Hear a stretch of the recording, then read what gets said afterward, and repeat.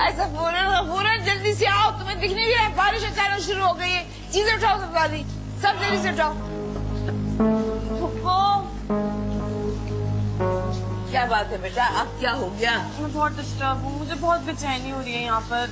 मैं मोहम्मद डैड के पास जाना चाहती हूँ, हो सकता है वहाँ जाकर थोड़ा बेटर फील करूँ। लेकिन बेटा यूँ अचानक? प्लीज ना फुप्पो समझा करें, मेरा जाना बहुत जरूरी है। अच्छा ठीक है, मैं असद को बुलाती हूँ और बात करती हूँ।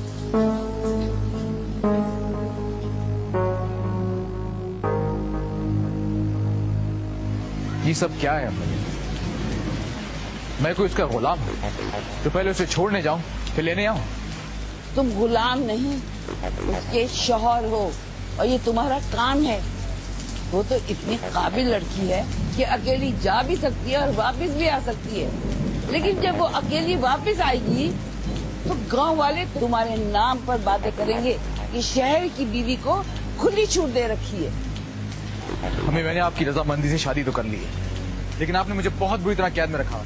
मैंने जो किया है ना वो अभी तुम्हारी समझ में नहीं आएगा।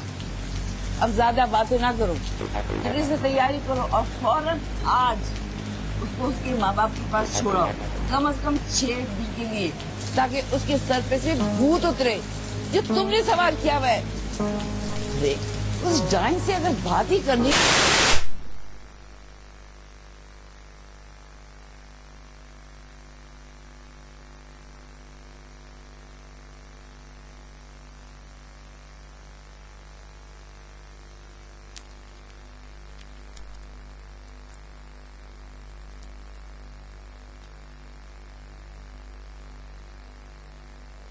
मैं जा रही हूँ।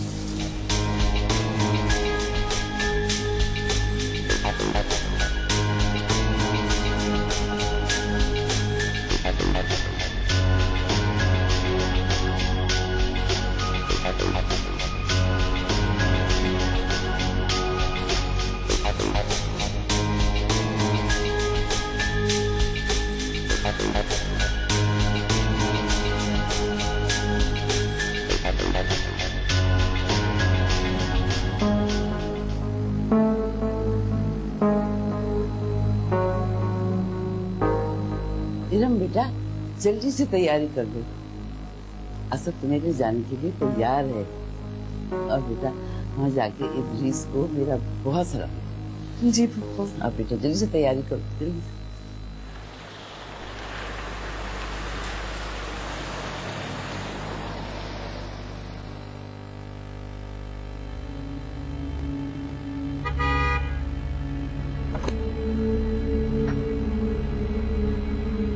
ये तो डैड का गार्ड नहीं लगता।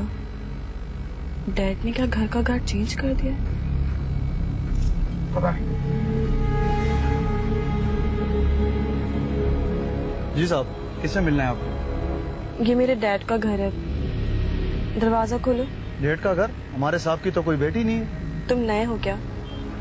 मैं इदरीस की बेटी इरम हूँ, गेट खोलो। इदरीस? हाँ मुझे याद आया, ये घर पहले इदरीस नामी बंदे का था, इसे हमारे साहब ने खरीद लिया है। क्या? ये तुम क्या कह रहे हो?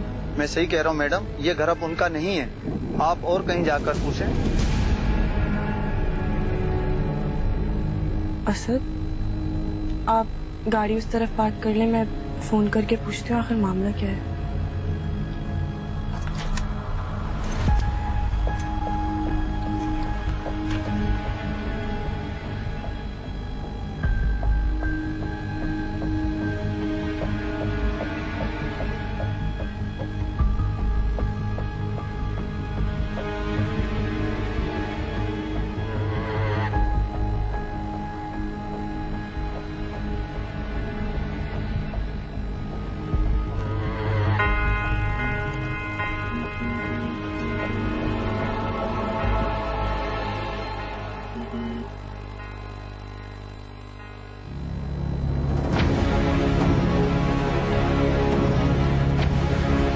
ये तो इकबाल अंकल और उनके बेटे समी हैं।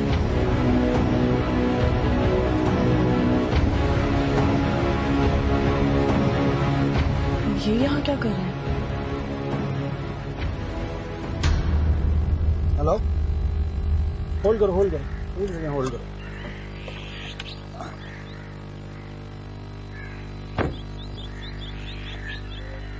हाँ बोलो डैड।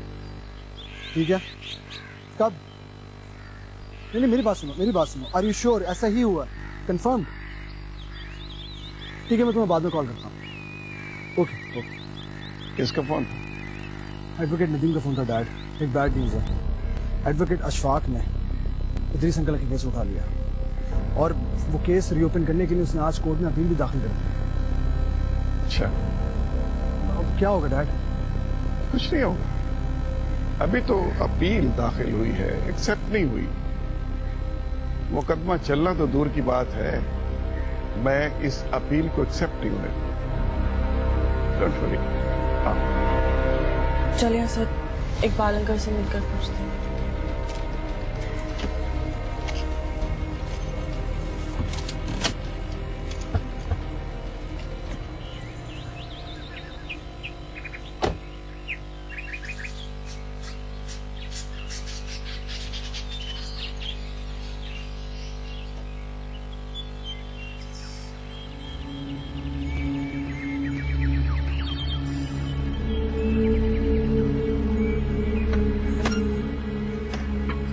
अरे आप लोग फिर आ गए? जी, वो अभी जो अंदर गए ना, वो मेरे अंकल हैं, मेरे डैड के फ्रेंड। हमें उनसे मिलना है। अरे मैडम यही तो हमारे साहब हैं, इन्होंने तो घर खरीदा है। क्या? इकबाल अंकल ने घर खरीद लिया और मुझे मालूम भी नहीं? ठीक है, हम अंकल से मिल लेते हैं। एक मिनट मैडम, मैं साहब से पूछ लूं, ऐसे आप अंदर नहीं आ सकती। अच्छा, लेकिन प्लीज आप जरा जल्दी पूछिएगा।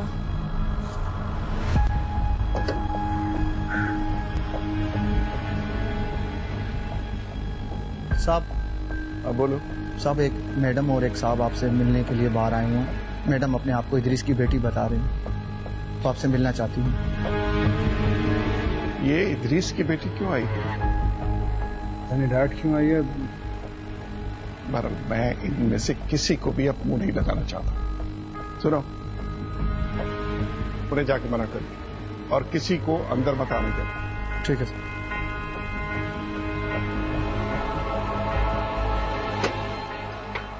मैडम साहब आपसे मिलना नहीं चाहते। लेकिन क्यों? आपने उन्हें बताया कि मैंने कहा ना, वो आपसे नहीं मिलना चाहते हैं।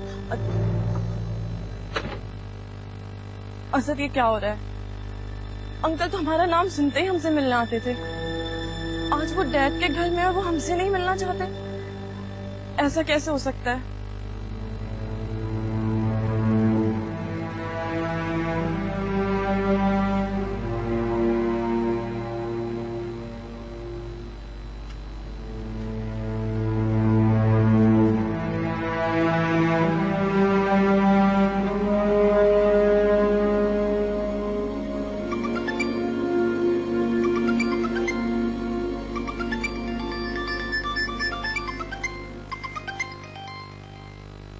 हेलो मॉम, अस्सलाम वालेकुम। हाँ इरम बेटा। मॉम मैं घर आई हूँ, आप लोग घर में नहीं है। क्या? गार्ड मुझे अंदर आने नहीं दे रहा। तुम कराची आ गई हो इतना अचानक?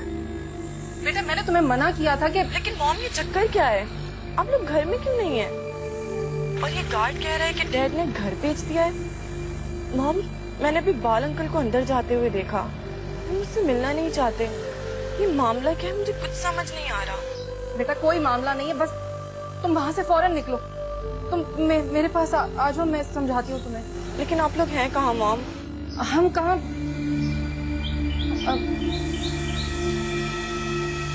अच्छा मैं एड्रेस टेक्स्ट करती हूँ, तुम आ जाओ, बस वहाँ से निकल जाओ फौरन। ओके मॉम, मैं आती हूँ। खुदा हाफिज। मॉम अब तो इरम को सब पता चल जाएगा। तब मैं कुछ नहीं कर सकती। मैं जितना छुपा सकती थी ना छुपा लिया। वो अली कहाँ है? बाहर गए। और पिंकी? अपने रूम में हम कर रही है। चलो चलो, अब मैं उसको एड्रेस टेक्स्ट कर रही हूँ। अल्लाह मालिक है, देखा जाएगा।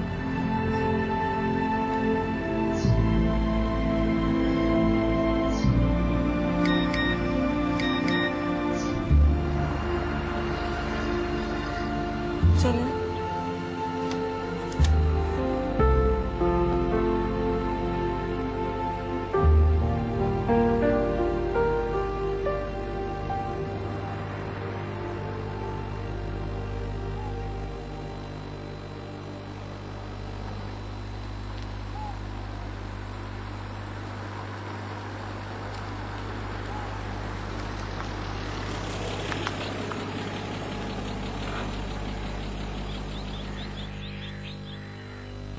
ये तो कोई मिडिल क्लास इलाका है और ये घर भी बहुत आम सा है। डैड ऐसे घरों में तो नहीं रहते। गौर से देखो, शायद हम किसी गलत पते पे आ गए। नहीं असद, मॉम ने बिल्कुल इसी घर का एड्रेस टेक्स्ट किया था। स्ट्रीट नंबर, हाउस नंबर बिल्कुल यही है। लेकिन ये कैसे हो सकता है? चले नॉक करके देखते हैं। चल।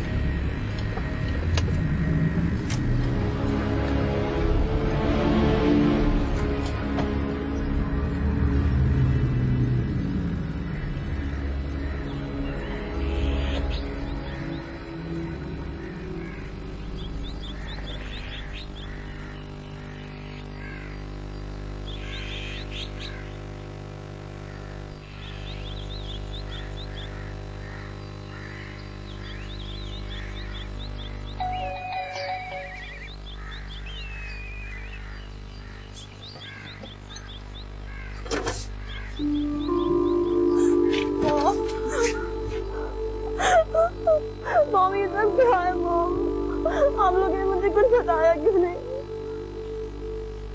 मॉम, ज़ारा, तुमने मुझे कुछ क्यों नहीं बताया? आप लोगों ने मुझे एकदम पराया कर दिया। बेटा नहीं मॉम, आप लोगों ने मुझे अपना नहीं समझा। आप लोगों ने मुझसे ये सब क्यों छुपाया? तो परेशान ना हो। मैं क्यों परेशान होंगी? मैं तो आप लोगों की अपनी हूँ ना। फिर आप लोगों ने क्यों किया मेरे साथ ऐसा? अच्छा बेटा, नहीं मॉम, अंदर तो आओ ना, अंदर आके बात करने को। असद भी खड़ा हुआ है, परेशान हो रहे हैं। हाँ? आओ असद, आओ बेटा। ज़ारा दरवाजा बेटा बंद कर दो।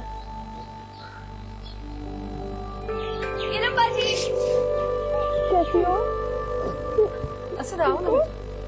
अरे बहन को बैठने तो दो, बातें बाद में कर लेना। आओ ज़ारा, तुम पानी लेकर आओ बेटा।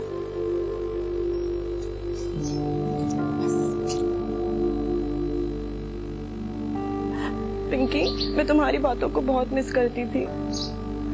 मॉम, अली कहाँ है? नजर नहीं आ रहा। अली और ज़ारा, तुमने तो मुझे फोन करना ही छोड़ दिया है।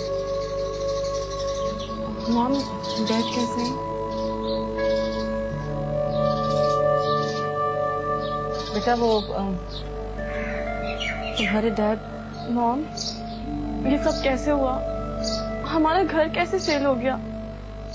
मॉम, क्या हुआ है यहाँ? प्लीज मुझे बताएं।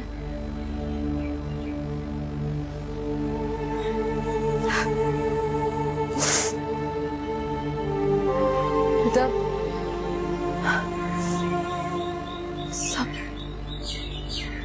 सब कुछ खत्म हो गया,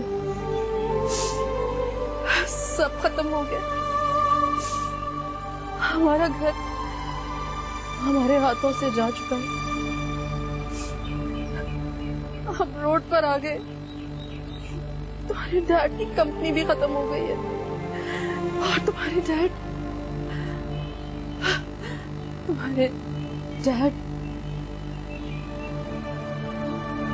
जेल में।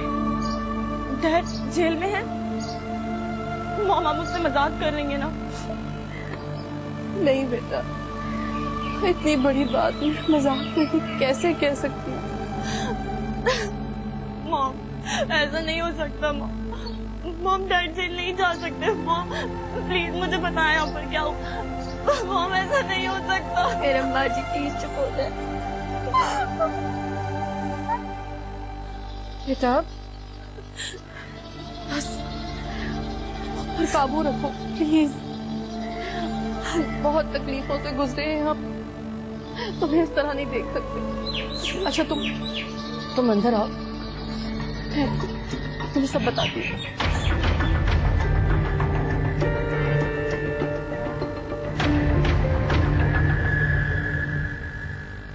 बेटा तबीयत खराब हो जाएगी, क्यों इतना रो रही हो? नहीं मॉम, आप लोगों ने मुझसे इतना सब कुछ छुपाया। कंपनी, घर, सब कुछ खत्म हो चुका। आपने मुझे कुछ भी नहीं बताया। मॉम, आप लोगों ने मुझे एकदम पराया क्यों कर दिया? मॉम, आप लोगों ने पानी नहीं मॉम, प्लीज बेटा। देखो हम सिर्फ ये चाहते थे कि तुम परेशान नहीं। मैं कैसे परेशान ना हूँ मॉम? आप लोगों ने मुझे पराया कर दिया। आप लोगों ने तो मुझे अपने दुख दर्द किसी में भी शामिल करने के काबिल नहीं समझा। इरम, ऐसी कोई बात नहीं है, तुम ऐसा क्यों सोच रही हो? ऐसी बात ना होती तो आप मुझे बताते, फुप्पो को इन्फॉर्म करते, असद को बताते। क्या पता हम आपके डैड के किसी के काम आ जाते। मुझे कुछ नहीं पता मॉम, मुझे डैड से मिलना है अभी और इसी वक्त। क्या हुआ मॉम? मुझे डैड से मिलना है मॉम।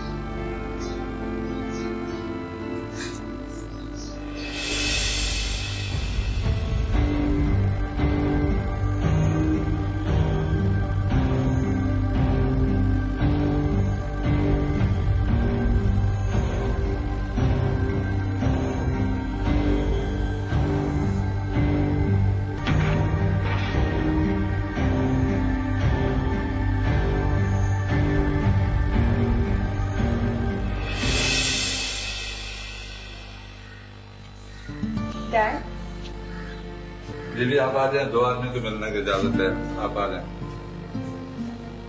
आ जाए, आप आ जाए।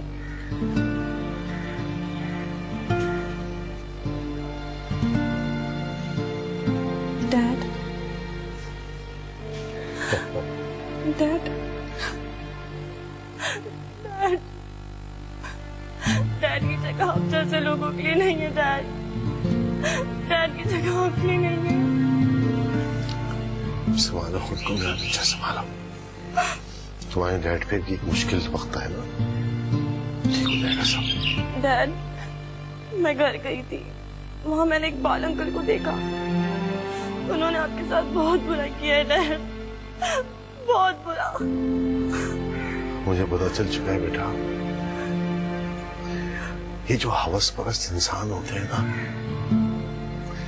ये दूसरों को मिली हुई नेमतों पर बुरी नजर रखते हैं।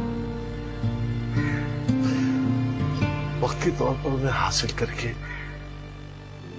खुद को उनका हकदार तो समझते हैं, लेकिन किसी का हक उनको रास नहीं आता। और मुझे अपने अल्लाह पे पूरा यकीन है, भरोसा है, ईमान है कि वो मेरा हक उससे मुझे वापस दिलवाएगा। परेशान ना हो बस। डैड, असद बेटा, इधर आओ मेरे पास। कैसे हो तुम? जी बिल्कुल ठीक। आपा कैसी हैं? उनको बताया किसी ने मेरे बारे में? नहीं डैड, हमें खुद आज पता चला है। असद बेटा, जब इंसान मुश्किलात में आता है ना, तो उसे अपनों की याद आती है। जब उसका दिल दुखता है तो वो चाहता है कि अपनों के पास रहे, अपनों को देखे।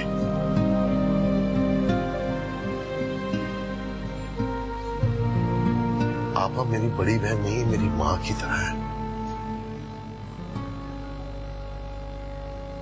उन्हें तो मेरे पास लेकर जरूर आना, मुझसे मिलाने के लिए।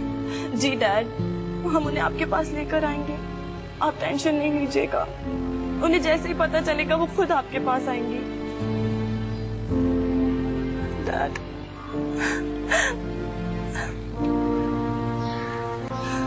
मेरी मुलाकात का वक्त खत्म हो गया। डैड, अपना ख्याल रखिएगा।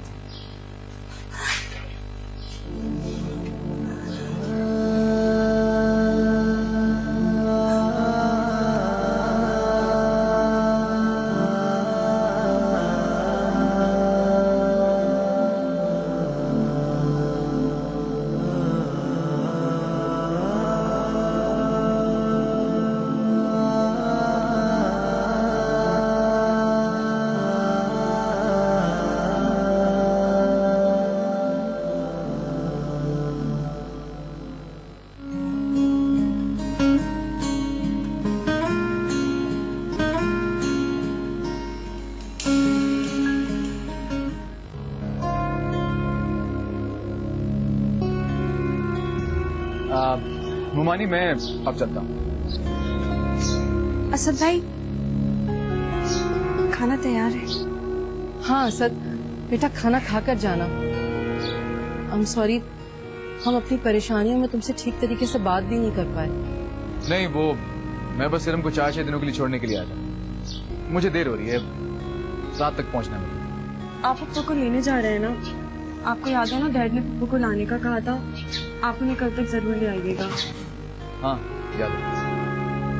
पप्पू को कुछ बताइएगा नहीं, वरना वो परेशान हो जाएंगे। आप उन्हें यहाँ ले आइएगा, फिर हम उन्हें खुद हकीकत बताकर डैड के पास ले जाएंगे। जी जरूर। खुदा हाफिज। खुदा हाफिज। मॉम, मैं गेट लॉक करके आती हूँ।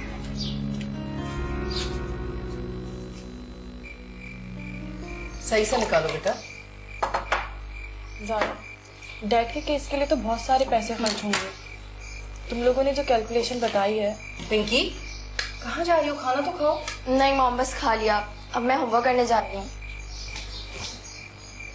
तुम लोगों ने जो कैलकुलेशन बताई है, उस हिसाब से तो बहुत ज्यादा पैसे बनते हैं। कहाँ से आएंगे इतने पैसे? ये तो मुझे नहीं पता बाजी, लेकिन डैड का केस लड़ना जरूर है। बेटा अभी तो हमने अपील की है ना, जो अपील मंजूर हो जाएगी ना तब हमें पैसों की जरूरत होगी। लेकिन कैसे मॉम? इतने सारे पैसे हैं, कहाँ से आएंगे? पता नहीं, लेकिन कुछ भी हो जाए मैं डैड का केस जरूर लड़ूंगी। उनका वो स्टेटस हर हाल में बहाल करना है।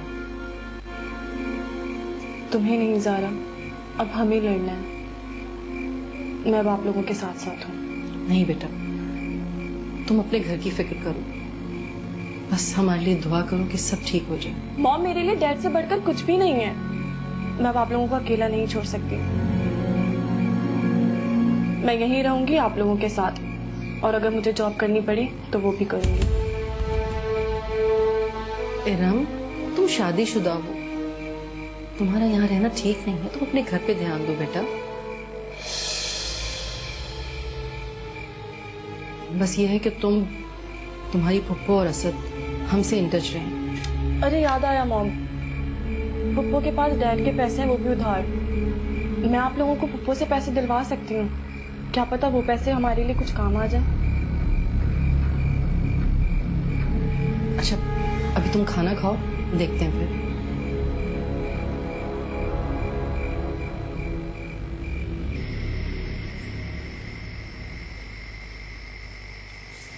असद, तुमने आने में इतनी देर क्यों कर दी? मैं तुम्हारे लिए बहुत फिक्रमंद थी। भूल जाइए अम्मी, अपनी बहू को, अपने भाई को भूल जाइए आप। इस किस्से को आप खत्म समझिए। क्यों बेटा, क्या हुआ है? क्या इरम ने तुम दोनों के बीच के खिंचाव के बारे में इद्रीस को बता तो नहीं दिया? वो कुछ बता भी दे तो फर्क नहीं पड़ता। आपका भाई जमीन पे आ चुका है।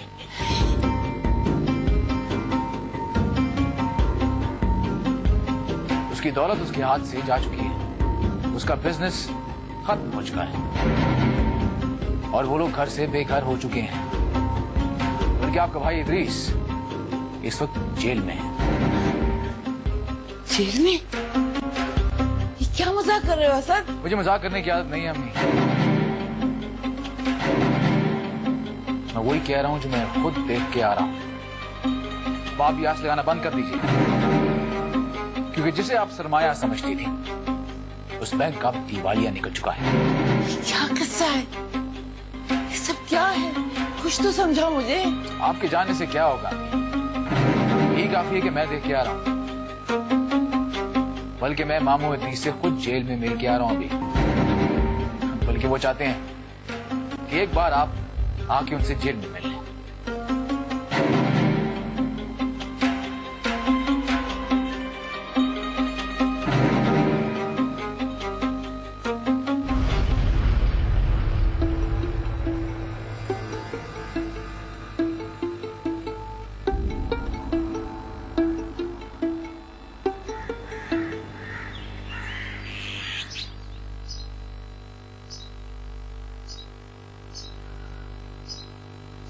मॉम, असद अभी तक नहीं आए पप्पू को लेकर।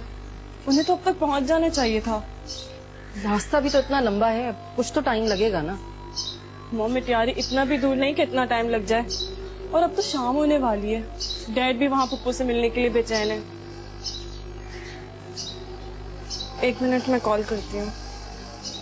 पिंकी, मेरा फोन लाना।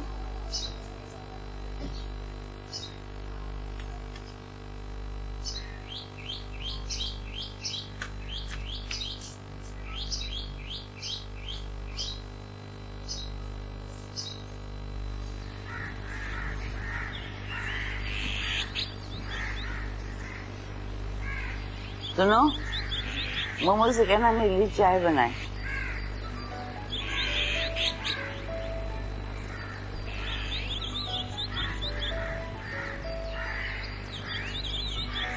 इरम का फोन आ रहा है। वो जरूर पूछ रही होगी कि हम अब तक आए क्यों नहीं। जाहिर सी बात, अब मैं उसे बता रहा हूँ कि हम नहीं आ रहे। पागलों वाली बातें मत करो। तुम उसको ये कह दो कि वो अदरीस को सुनकर बीमार हो गई हैं, बिस्तर पर लेटी हुई हैं, आने की हालत में नहीं है। अब ये ढोंग करने की क्या जरूरत है अम्मी? जरूरत है, तुम नहीं समझोगे। हर चीज का एक तरीका होता है। हाँ इरम, हाँ नहीं, वो इदरीस मामू को सुनकर अम्मी की तबीयत खराब हो गई, बिस्तर पे हैं, इसीलिए अभी तक उन्हें ला नहीं पा रहा हूँ। क्या वो बीमार हो गई? मैंने आपसे कहा था ना कि पप्पू को अभी कुछ मत बताइएगा, वरना वो परेशान हो जाएंगी, लेकिन आप मेरी सुनते ही नहीं हैं। अच्छा अब आप एक काम करें, आप मुझे लेने आए, फिर मैं आपके साथ चलकर उनको लेकर आऊंगी यहाँ। वो मेरी मौजूदगी में थोड़ा बेटर फील करेंगे। मैंने कहा था कि मैं उसे मना कर दूं। अब वो मुझे कह रही है कि मैं वहां से उसे ले आऊं। अब बिला वजह इस बात को तूल दे रही है।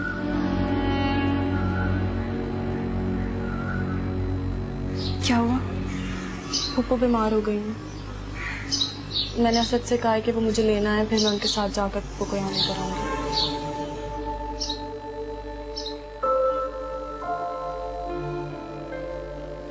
मॉम इतनी रात हो गई है, असद अभी तक नहीं आए। बेटा हो सकता है कि तुम्हारी पप्पो की तबीयत ज्यादा बिगड़ गई हो। हाँ, यही वजह होगी, वरना असद भाई अब तक आ चुके होते। ठीक है ज़ारा, पप्पू की तबीयत खराब है, लेकिन असद मुझे तो लेने आ सकते थे ना। तो बेटा खुद से अंदाजा लगाने के बजाय फोन कर लो उसे। किया था मॉम, उनको सारी सिचुएशन पता है, बार बार फोन करने का क्या फायदा। मैं कल सुबह जाकर खुद पप्पू को लेकर आऊंगी। बेटा तुम्हें जाने की क्या जरूरत है? असद अगर आज नहीं ला सका तो कल ले आएगा। मॉम असद तो खुद लापरवाह है, वो तो कभी कभी पप्पू की बात भी नहीं मानते। मैं डैड को ज्यादा दिन बेचैन होते हुए नहीं देख सकती। पप्पू के पास डैड के पैसे हैं, मैं कल वो भी ले आऊंगी, पप्पू को भी यहाँ ले आऊंगी। हो सकता है केस में हमारे किसी काम आ जाए।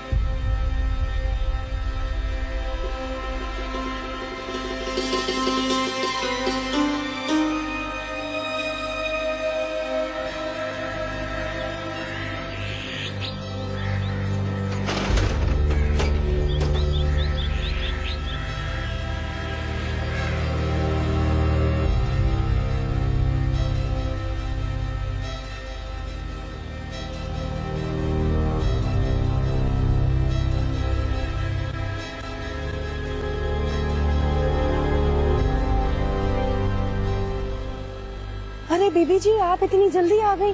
आप कहाँ हैं मोमल? बीबी जी वो अपने कमरे में। लाए मैं आपका सामान ले जाऊं।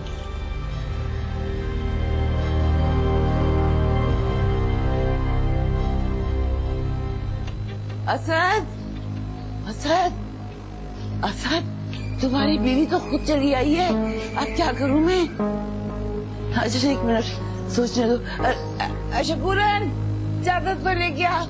बेटा देखो उसको पता ना चले कि मैं बीमार नहीं हूँ, एहतियात करना। जाओ तुम अपने कमरे में जाओ, जाओ। शकूरन जल्दी आ जा, चादर लेके।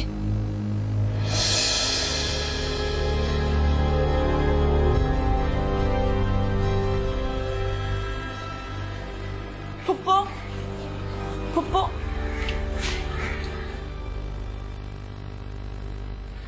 पप्पू,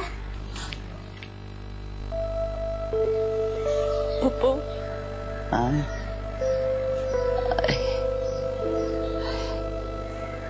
बेटा तुम कब आई? पप्पू सब कुछ खत्म हो गया, कुछ भी नहीं बचा। जानती हूँ बेटा, इस दुश्मन की नजर लग गई है मेरे भाई। क्या हो गया ये? पप्पू, डैड के अपने दोस्त ने उन्हें धोखा दिया, उनके अपने ही दुश्मन निकले। खुदा पूछेगा ऐसे जालिम इंसान को। अरे मैं तो ये दुख नहीं सह सकी। गिर पड़ी बिस्तर पे।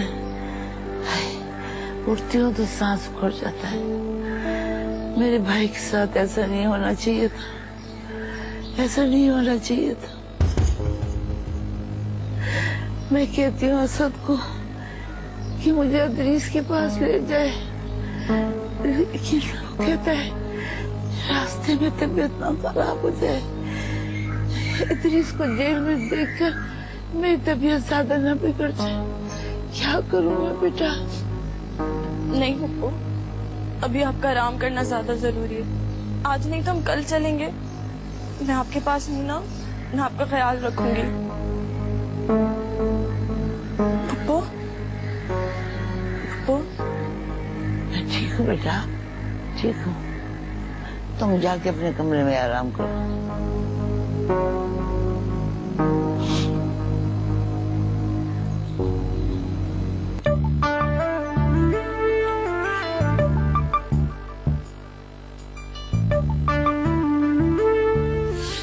जोर से दबा ना, हाथ में दम ही नहीं है। जोर से दबा।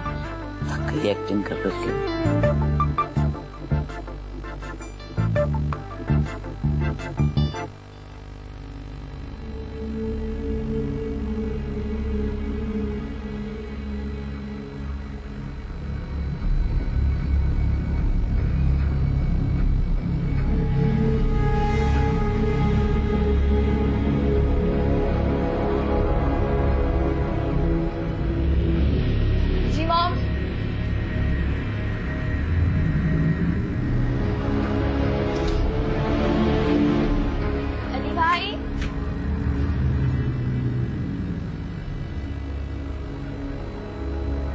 अली भाई, अली भाई,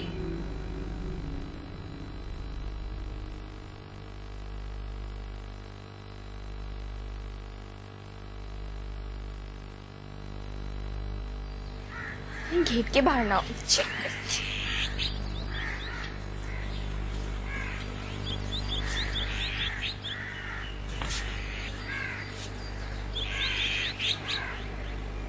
बेबी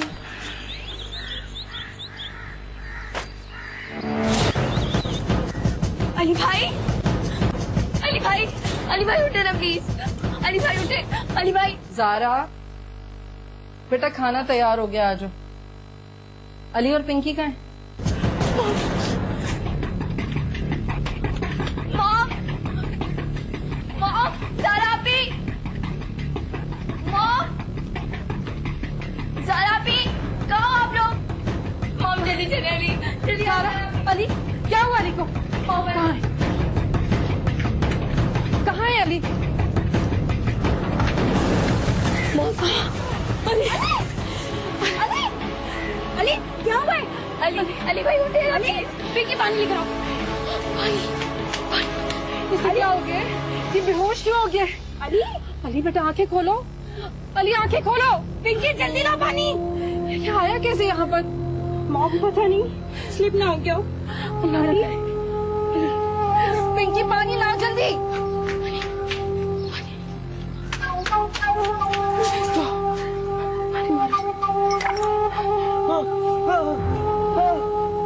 डॉक्टर को फोन करो तुम। अली डॉक्टर नहीं। क्या हो गया बेटा? अली भाई बताए। उठो, कमरे में चलो। यहाँ क्यों सोए हुए हो तुम? आओ बेटा, अंदर चलो बेटा। संभाल के। तुम डॉक्टर को फोन करो।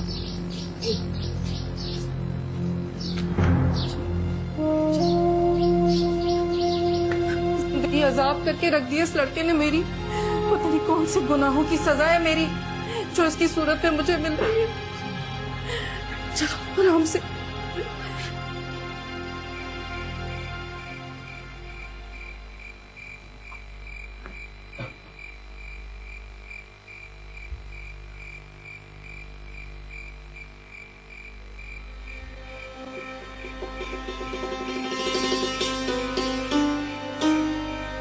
आपने देखा सर, डैड जेल में कितने वीक लग रहे थे, डिप्रेस थे, लेकिन हमसे छुपाने की कोशिश कर रहे थे। देखा था। मैंने अपनी पूरी जिंदगी डैड की आंखों में वो बेबसी नहीं देखी जो इस बार देख कर आ रही हूँ। डैड को हमारी हेल्प की जरूरत है। जानता हूँ। मुझे तो ये समझ नहीं आ रहा कि डैड ने सबके साथ सारी जिंदगी अच्छाई की और कभी किसी से कुछ नहीं मांगा, लेकिन इकबाल अंकल ने तो डैड की अच्छाई का बदला दुश्मनी में चुकाया। अब डैड को दूसरों से उम्मीद नहीं,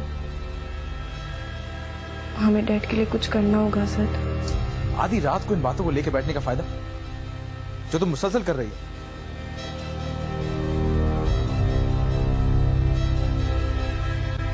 ये लाइट बंद करो और सो जाओ, जो होगा देखा जाएगा।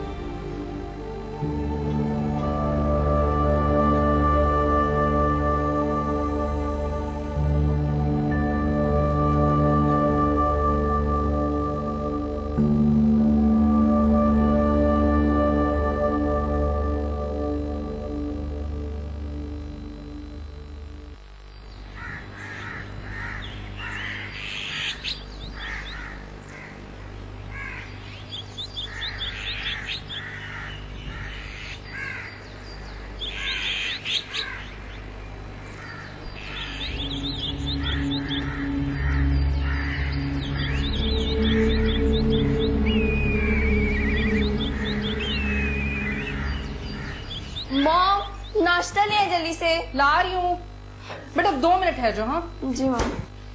मॉम मॉम अली अपने कमरे में नहीं है क्या? अली अली अली मैं नाश्ते के लिए जगाने गई तो वो नहीं था। हाँ पिंकी पिंकी जाके पीछे सीढ़ियों को देख के आओ। मैं देखती हूँ। जल्दी जाओ, तुम वॉशरूम में देख। या अल्लाह, अली अली ये लड़का किधर चला गया?